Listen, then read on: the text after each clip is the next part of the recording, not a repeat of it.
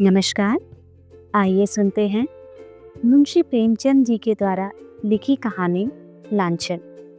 साथियों, अगर आपको मेरे चैनल की कहानियाँ पसंद आती हैं तो मेरा आपसे अनुरोध है कि चैनल को सब्सक्राइब अवश्य कीजिए।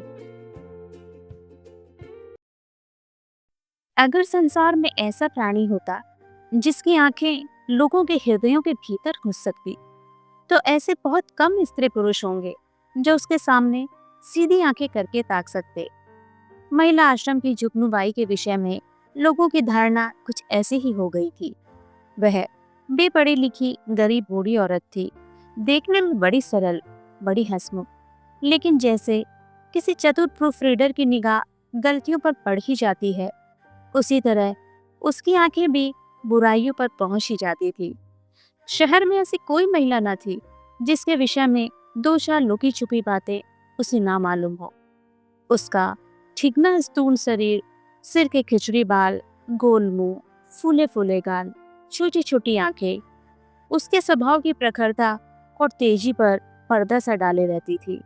लेकिन जब वह किसी की कुत्सा करने लगती तो उसकी आकृति कठोर सी हो जाती, आंखें फैल जाती और कंठ स्वर कर्कश हो जाता।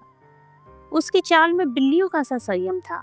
दबे पांव धीरे धीरे चलती, पर शिकार की आहट पाते ही गश्त मारने को तैयार हो जाती।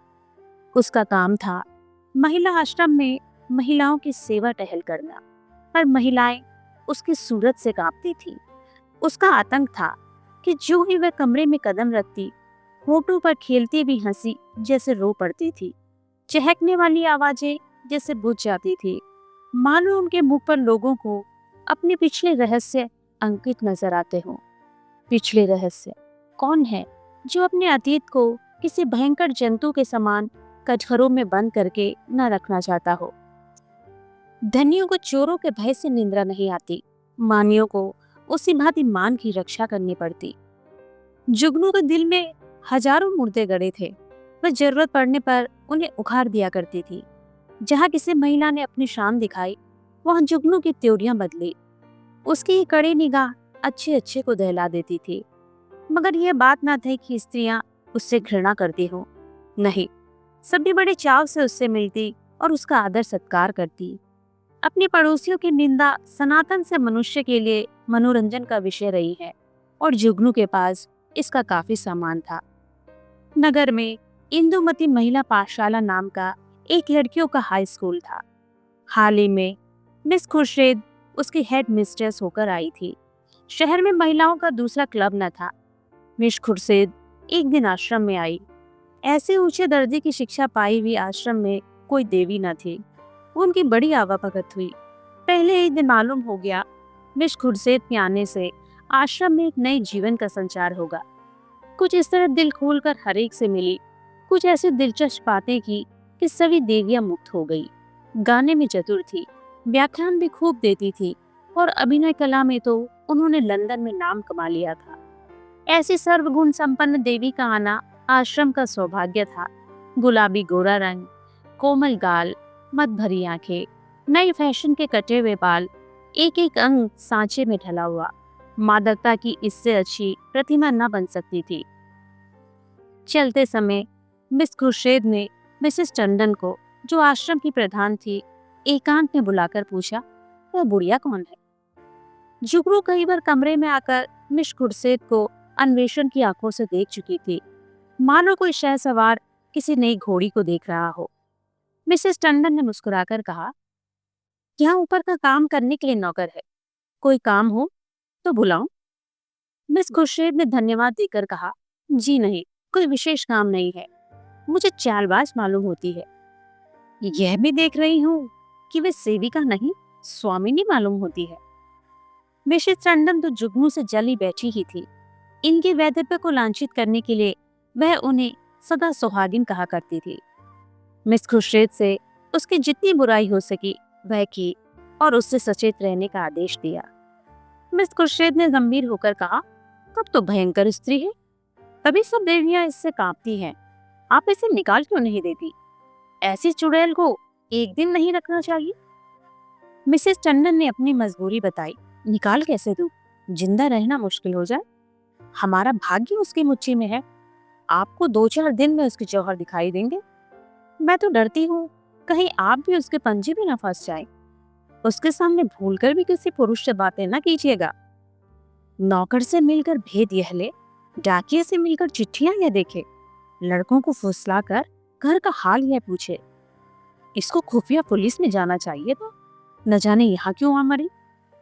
मिस खुर्शीद चिंतित हो गई, मानो इस समस्या को हल करने की फिक्र में हो। एक क्षण बाद बोली, अच्छा मैं इसे ठीक करूं, अगर निकाल न दूं तो कहना। मिसेस टंडन, निकाल देने से क्या होगा, इसकी जवान तो बंद न होगी, तब तो वह और भी निडर होकर कीचड़ फेंकेगी। मिस खुर्शीद ने निश्चिंत स्वर में कहा, मैं इसकी जबान भी बंद कर दूंगी बहन, आप देख लीजिएगा। टके की औरत ये हम बादशाहत कर रही है, मैं ये बर्दाश्त नहीं कर सकती। वह चली गई तो मिसेस टंडन ने जुगनू को बुलाकर कहा, इस नई मिस साहब को दे, यहाँ प्रिंसिपल है। जुगनू ने देश भरे स्वर में कहा, आप देखे, मैं ऐसे सैकड़ों छोकरियां देख चुकी हूँ, आंखों का पानी जैसे मर गया हूँ। मिसेस टंडन धीरे से बोली, तुम्हें कच्चा ही खा जाएंगे, उनसे डर कर रहना। कह गई है मैं इसे ठीक कर कर छोड़ूंगी। मैंने सोचा तुम्हें चेता दूं, ऐसा ना हो उनके सामने कुछ ऐसी वैसी बातें कह बैठूं। जुगनू ने मानो तलवार खींचकर कहा, मुझे चेताने की जरूरत नहीं है, उन्हें चेता दीजिएगा। यहाँ का आना बंद न कर दूं तो अपने बाप की बेटी नहीं। वह घूमकर दुनिया देख आई है, तो मैं यहाँ घर बैठे बैठे दुनिया देख चुकी हूँ। मिसेस टंडन ने पीठ ठोकी, मैंने समझा दिया भाई, आगे तुम जानो, तुम्हारा काम जाने। जुगनू, आप चुपचाप देखती जाइएगा कैसे तिगनी का नाच नचाती है। इनसे अब तक ब्याह क्यों नहीं किया गया, उम्र तो 30 के लगभग होगी। मिसेस टंडन ने बोला, कहती है मैं शादी करना ही नहीं चाहती, किसी पुरुष के हाथ क्यों अपनी आजादी बेचूं। जुगनू ने आंखें नचाकर कहा, कोई पूछता ही नहीं होगा, ऐसी बहुत सी कुंवारियां देख चुकी हूँ, 70 चूहे खाकर बिल्ली हज को चली। इतने में कई और लड़कियां आ पहुंची और बात का सिलसिला बंद हो गया। दूसरे दिन सवेरे जुगनू मिस खुर्शीद के बंगले पर पहुंची। मिस खुर्शीद सैर करने गई हुई थी। खान सामा ने पूछा, कहाँ से आई हो? जुगनू, यही रहती हूँ बेटा। मेल साहब कहाँ से आई है? तुम तो उनके पुराने नौकर जान पड़ते हो। खान सामा, नागपुर से आई है, मेरा घर भी वही है, 10 साल से इनके साथ हूँ। जुगनू, किसी ऊंचे खानदान की होंगी, यह तो रंग रूप देखकर ही मालूम पड़ता है। खान सामा, खानदान तो कुछ ऐसा ऊंचा नहीं है, हाँ तकदीर की अच्छी है। इनकी माँ अभी तक मिशन में 30 रुपये पाती है, ये पढ़ने में तेज थी, वजीफा मिल गया, विलायत चली गई, बस तकदीर खुल गई। अब तो अपनी माँ को बुलाने वाली है, लेकिन वह बुढ़िया शायद ही आए। ये गिरजे विरजे नहीं जाती ना, इससे दोनों में पटती नहीं। जुगनू, मिजाज की तेज मालूम होती है। खान सामा, नहीं यूं तो बहुत नेक है, बस गिरजे नहीं जाती। तुम क्या नौकरी की तलाश में हो? करना चाहो तो कर लो, एक आया रखना चाहती है। जुगनू, नहीं बेटा, मैं अब क्या नौकरी करूंगी। इस बंगले में पहले जो मेम साहब रहती थी वह मुझ पर बड़ी निगाह रखती थी, मैंने समझा चलो नई मेम साहब को आशीर्वाद दे आऊं। खान सामा, ये आशीर्वाद लेने वाले मेम साहब नहीं है, ऐसों से बहुत चिढ़ती हैं। कोई मांगने आया तो उसे डांट देती है, कहती हैं बिना काम किए किसी को जिंदा रहने का हक नहीं है, भला चाहती हो तो चुपके से रह लो। जुगनू, तो यह कहो इनका कोई धर्म कर्म नहीं है, फिर भला गरीबों पर क्यों दया करने लगी। जुगनू को अपनी दीवार खड़ी करने के लिए काफी सामान मिल गया। नीच खानदान की है, माँ से नहीं पढ़ती, धर्म से विमुख है। पहले धावे में इतनी सफलता कुछ कम न थी। चलते चलते खान सामा से इतना और पूछा, इनके साहब क्या करते हैं? खान सामा ने मुस्कुराकर कहा, इनकी तो अभी शादी हुई ही नहीं है, साहब कहाँ से होंगे। जुगनू ने बनावटी आश्चर्य से कहा, अरे अब तक ब्याह ही नहीं हुआ, हमारे यहाँ तो दुनिया हंसने लगती है। खान सामा, अपना अपना रिवाज है, इनके यहाँ तो कितने ही औरतें उम्र भर ब्याह नहीं करती। जुगनू ने बड़े मार्मिक भाव से कहा, ऐसी कुमारियों को मैं बहुत देख चुकी हूँ, हमारी बिरादरी में कोई इस तरह नहीं रह सकता। हाँ, इनके यहाँ जिसके जो जी में आए वो करे, कोई नहीं पूछता। इतने में मिस खुर्शीद आ पहुंची। गुलाबी जाड़ा पड़ने लगा था। मिस साहब साड़ी के ऊपर ओवरकोट पहने हुए थी। एक हाथ में छतरी, दूसरे में छोटे कुत्ते की जंजीर। प्रभात की शीतल वायु में व्यायाम ने कपूरों को ताजा और सुर्ख कर दिया था। जुगनू ने झुककर सलाम किया, पर उन्होंने उसे देखकर भी ना देखा। अंदर जाते ही खान सामा को बुलाकर पूछा, यह औरत क्या करने आई है? खान सामा ने जूते का फीता खोलते हुए कहा, ये कारी नहीं हुजूर, पर औरत समझदार है। मैंने कहा यहाँ नौकरी करेगी तो राजी नहीं हुई। पूछने लगी, इनके साहब क्या करते हैं? जब मैंने बता दिया तो उससे बड़ा ताज्जुब हुआ, और होना ही चाहिए। हिंदुओं में तो दूध मुँहे बालकों तक का विवाह हो जाता है। खुर्शीद ने जांच की, और क्या कहती थी? और तो कोई बात नहीं की हुजूर। अच्छा, उसे मेरे पास भेज दो। जुगनू ने जो ही कमरे में कदम रखा, मिस खुर्शीद ने कुर्सी से उठकर स्वागत किया। आइए माँ जी, मैं जरा सैर करने चली गई थी। आपके आश्रम में सब कुशल है? जुगनू इस कुर्सी का तकिया पकड़कर खड़ी खड़ी बोली, कुशल है मिस साहब। मैंने कहा आपको आशीर्वाद दे आऊं। अगर कोई काम पड़े तो मुझे याद कीजिएगा। यहाँ अकेले तो हुजूर को अच्छा न लगता होगा। मिस खुर्शीद, मुझे अपने स्कूल के लड़कियों के साथ बड़ा आनंद मिलता है। वह सब मेरी ही लड़कियां हैं। जुगनू ने मातृभाव से सिर हिलाकर कहा, यह ठीक है मिस साहब, पर अपना अपना ही है। दूसरा अपना हो जाए तो अपनों के लिए कोई क्यों रोए? सहसा एक सुंदर सजीला युवक रेशमी सूट धारण किए जूते चरमर करता हुआ अंदर आया। मिस खुर्शीद ने इस तरह दौड़कर प्रेम से उसका अभिवादन किया जैसे खुशी से फूली न समाती हो। जुगनू उसे देखकर कोने में दुबक गई।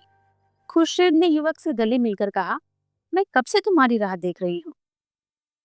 माँ जी, आप जाइए, फिर कभी आना। ये हमारे परम मित्र विलियम किंग है। हम और ये बहुत दिनों तक साथ साथ पढ़े हैं। जुगनू चुपके से निकलकर बाहर आई। खान सामा खड़ा था। पूछा, ये लड़का कौन है? खान सामा ने सिर हिलाया, मैंने इसे आज ही देखा है। शायद अब कुंवारेपन से जी उब रहा है। अच्छा सजीला जवान है। जुगनू, दोनों इस तरह टूटकर गले मिले हैं, मैं तो लाज के मारे लड़ गई। लड़का तो मुझे देखकर कुछ झिझकता था, पर तुम्हारी मिस साहब तो जैसे मतवाली हो गई थी। खान सामा ने मानो अमंगल के आभास से कहा, मुझे तो कुछ बेढप मामला नजर आता है। जुगनू तो यहाँ से सीधे मिसेस टंडन के घर पहुंची।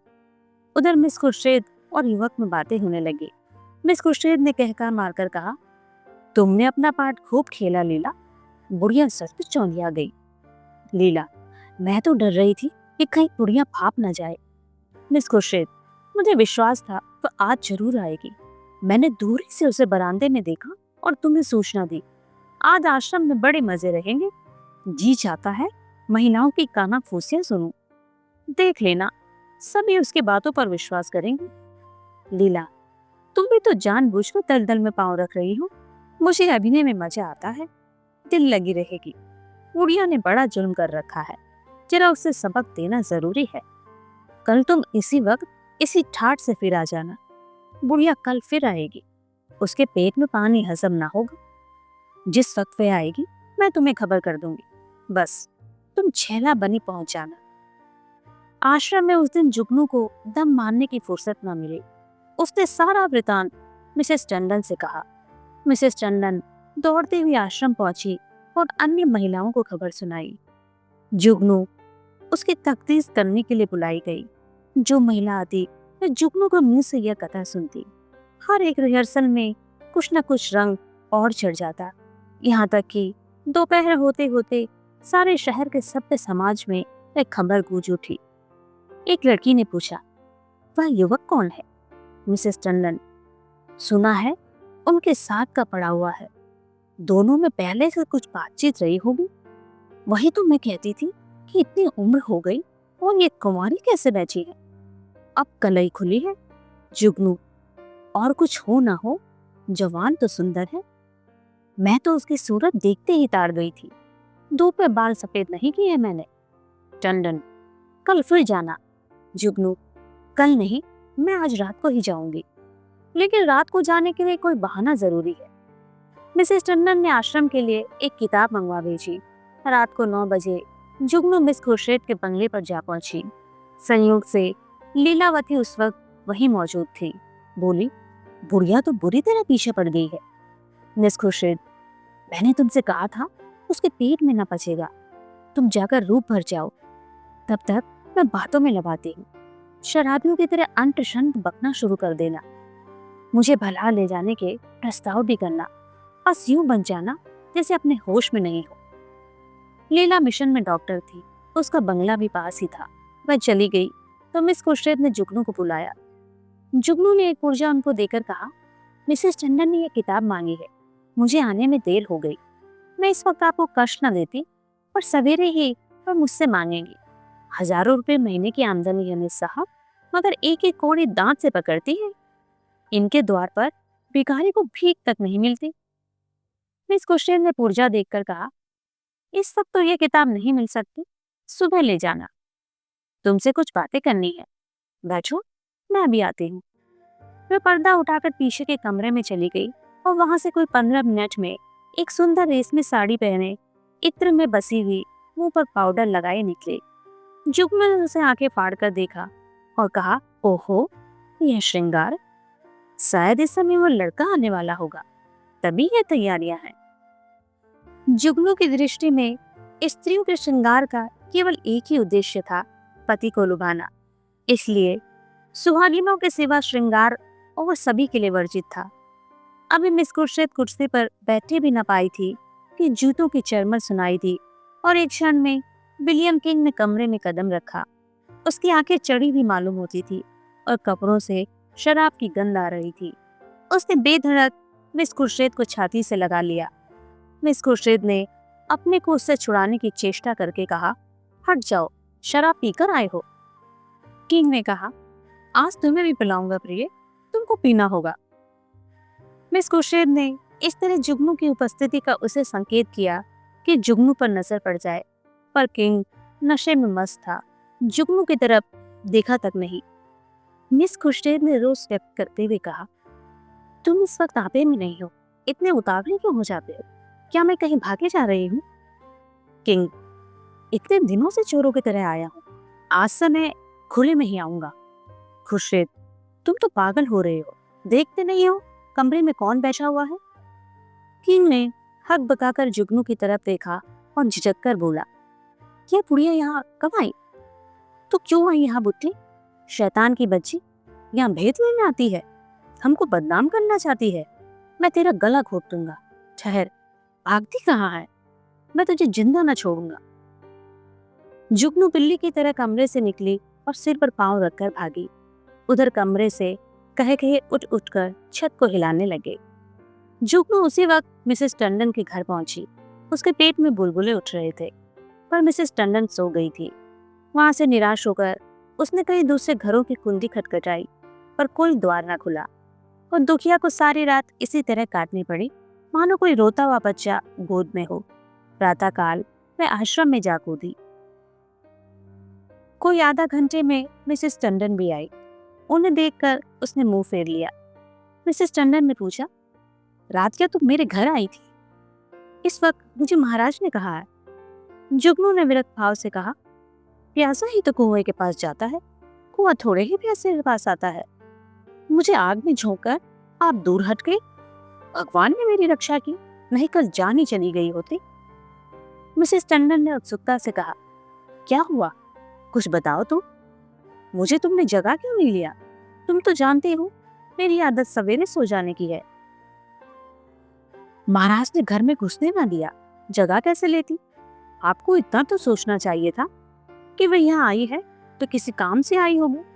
घड़ी भर बाद सो लेती तो क्या बिगड़ जाता, और आपको किसी की क्या परवाह। तो क्या हुआ? मिस खुर्शीद मारने दौड़ी? वह नहीं मारने दौड़ी, उनका वह कसम है, वह मारने दौड़ा। लाल आंखें निकाले आया और मुझसे कहा, निकल जा। जब तक मैं निकलूं तब तक हंटर खींचकर मेरे पीछे दौड़ पड़ा। मैं तो सिर पर पांव रखकर न भागती तो चमड़ी देर डालता, और वह बैठी तमाशा देखती रही। दोनों में पहले से सांठ काट रही होगी। ऐसे दुष्टों का तो मुंह भी नहीं देखना चाहिए। जरा देर में और लड़कियां भी आ पहुंची। ये सारा वृतांत सुनने के लिए सभी उत्सुक हो रही थी। जुगनू की कैंची अविश्रांत रूप से चलती रही। महिलाओं को इस वृतांत में इतना आनंद आ रहा था कि पूछो मत। एक एक बात को खोद खोद कर पूछती थी। घर के काम धंधे भूल गए, खाने पीने की सुधि भी न रही, और एक बार सुनकर उनकी तृप्ति न होती थी। बार बार वही कथा नई आनंद से सुनती थी। मिसेस टंडन ने अंत में कहा, हमें अपने आश्रम में ऐसी महिलाओं को नहीं लाना चाहिए। आप लोग इस प्रश्न पर विचार करें। मिसेस पांड्या ने समर्थन किया, हम आश्रम के आदर्श को गिराना नहीं चाहते। मैं तो कहती हूँ ऐसी औरत किसी संस्था के प्रिंसिपल बनने योग्य नहीं। मिसेस बांगड़ा ने फरमाया, जुगनूबाई ने ठीक कहा था, ऐसी औरत का मुंह देखना भी पाप है। उससे साफ कह दीजिए आप यहाँ से तशरीफ ले जाएं। अभी तक खिचड़ी पक ही रही थी कि आश्रम के सामने एक मोटर आकर रुकी। महिलाओं ने सिर उठा उठाकर देखा। गाड़ी में मिस खुर्शीद और विलियम किंग बैठे हुए थे। जुगनू ने मुंह फैलाकर हाथ से इशारा किया, वही लड़का है। महिलाओं का संपूर्ण समूह चिक के सामने आने के लिए विकल हो गया। मिस खुर्शीद ने मोटर से उतरकर हुड बंद कर दिया और आश्रम के द्वार की ओर चली। महिलाएं भाग भाग कर अपनी अपनी जगह आ बैठी। मिस खुर्शीद ने कमरे में कदम रखा। किसी ने स्वागत ना किया। मिस खुर्शीद ने जुगनू की ओर निसंकोच आंखों से देखकर मुस्कुराते हुए कहा, कहिए बाई जी, रात को आपको चोट तो नहीं आई? जुगनू ने बहुत दिलेर स्त्रियां देखी थी, पर इस जुटाई ने उसे चकित कर दिया। चोर हाथ में चोरी का माल लिए शाह को ललकार रहा था। जुगनू ने ऐंठ कर कहा, जी ना भरा हो तो आप पिटवा दो, सामने ही तो है। खुर्शीद, वह इस वक्त तुमसे अपने अपराध की क्षमा मांगने आए हैं। रात को वे नशे में थे। जुगनू ने मिसेस टंडन की ओर देखकर कहा, और आप भी तो कुछ कम नशे में नहीं थी। खुर्शीद ने व्यंग समझकर कहा, मैंने तो आज तक कभी नहीं पी, मुझ पर झूठा इल्जाम मत लगाओ। जुगनू ने लाठी मारी, उस महाशय को पर्दे में क्यों ढक दिया? और लोग भी तो उनकी सूरत देखे। मिस खुर्शीद ने शरारत की, सूरत तो उनकी लाखों में एक है। मिसेस टंडन ने आशंकित होकर कहा, नहीं, उन्हें यहाँ लाने की जरूरत नहीं। आश्रम को हम बदनाम नहीं करना चाहते। मिस खुर्शीद ने आग्रह किया, मामले को साफ करने के लिए उनका आप लोगों के सामने आना जरूरी है। एक तरफा फैसला आप क्यों करती हैं? मिसेस टंडन ने टालने के लिए कहा, यहाँ कोई मुकदमा थोड़े ही पेश है। मिस खुर्शीद, वाह, मेरी इज्जत में बट्टा लगा जा रहा है और आप कहते हैं कोई मुकदमा नहीं है। मिस्टर किंग आएंगे और आपको उनका बयान सुनना होगा। मिसेस टंडन को छोड़कर सभी महिलाएं किंग को देखने के लिए उत्सुक थी। किसी ने विरोध न किया। खुर्शीद ने द्वार पर आकर ऊंची आवाज में कहा, तुम जरा यहाँ चले आओ। वो खुला। अब मिस लीलावती रेशमी साड़ी पहने मुस्कुराती भी निकल आई। आश्रम में सन्नाटा छा गया। सारी लड़कियां विस्मित आंखों से लीलावती को देखने लगी। जुगनू ने आंखें चमकाकर कहा, उन्हें कहाँ छिपा दिया आपने? खुर्शीद, छू मंतर से उड़ गए, जाकर गाड़ी देख लो। जुगनू लपक कर गाड़ी के पास गई और खूब देखभाल कर मुंह लटकाए वे लौटी। मिस खुर्शीद ने पूछा, क्या हुआ, मिला कोई? जुगनू, मर्दों को साड़ी पहनाकर आंखों में धूल क्यों झोंक रही हो? यही तो है वह रात वाले साहब। खुर्शीद, खूब पहचानती हूँ। जुगनू, हाँ, क्या मैं अंधी हूँ? मिसेस टंडन, क्या पागलों से बातें करती हो जुगनू? ये तो डॉक्टर लीलावती हैं। जुगनू, चलिए चलिए, लीलावती हैं। साड़ी पहनकर औरत बनते लाज भी नहीं आती। तुम रात को उनके घर नहीं थे? लीलावती ने विनोद भाव से कहा, मैं कब इनकार कर रही हूँ? इस वक्त लीलावती हूँ, रात को विलियम किंग बन जाती हूँ। इसमें बात ही क्या है? सभी को अब यथार्थ की लालिमा दिखाई दी। चारों तरफ कह कह पड़ने लगे। कोई तालियां बजाती थी, कोई डॉक्टर लीलावती की गर्दन से लिपट जाती थी, कोई मिस खुर्शीद की पीठ पर थपकियां देती थी। कई मिनट तक यही सब चलता रहा। जुगनू का मुंह उस समय लालिमा में बिल्कुल जरा सा निकल आया, जबान बंद हो गई। ऐसा चकमा उसने कभी न खाया था, इतनी जलील कभी ना हुई थी। मिसेस मेहरा ने डांट बताई, अब बोलो जुगनू बाई, लगी मुंह में काली कि नहीं? मिसेस बांगड़ा, इसी तरह सबको बदनाम करती हो। लीलावती, आप लोग भी तो हो, जो वो कहती है मान लेती हूँ, उस पर विश्वास कर लेती हूँ। इस भीड़ भाड़ में जुगनू को किसी ने जाते ना देखा। अपने सिर पर यह तूफान उठते देखकर उसने चुपके से सड़क जाने में ही अपनी कुशल महसूस की। पीछे के द्वार से निकली और गलियों गलियों भागी। मिस खुर्शीद ने कहा, जरा उससे पूछो मेरे पीछे क्यों पड़ गई थी? मिसेस टंडन ने पुकारा, पर जुगनू कहाँ? तलाश होने लगी, पर जुगनू गायब थी। उस दिन से शहर में फिर किसी ने जुगनू की सूरत नहीं देखी। आश्रम के इतिहास में यह मामला आज भी उल्लेख और मनोरंजन का विषय बना हुआ है।